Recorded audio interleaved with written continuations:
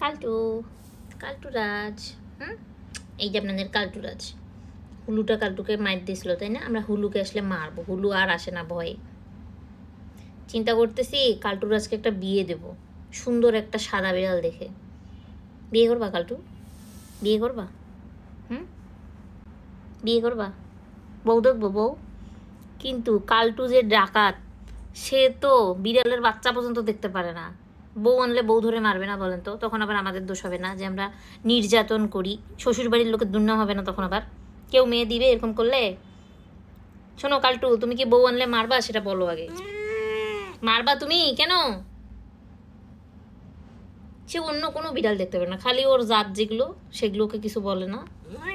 না না না, আচ্ছা আমরা বউ আনবো না। এগুলো এগুলো এগুলো এগুলো কি পাবলিকই বলা যায়? সরম লাগে না? ছেলে বড় হয়েছে না এখন? একটা সুন্দর বউ আনি, সবাই তোমার বউ দেখতে চায়। তোমার বাবা একটু নাতি নাতনির মুখ দেখবে না?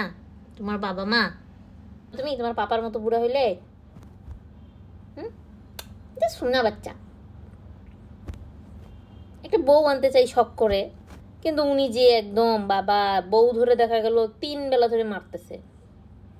তারপর আবার যার মেয়ে নিয়ে আসবো সে আবার বলবে এইরকম জামাইয়ের কাছে আমরা মেয়ে রাখবো না, আমাদের মেয়ে আমাকে ফেরত দেন।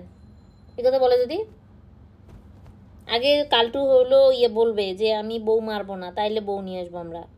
ঠিক আছে কালটু, তুমি বউ মারবা? বলো আগে সেটা। বউ মার দিবা তুমি? কালটু বউ মারবে না।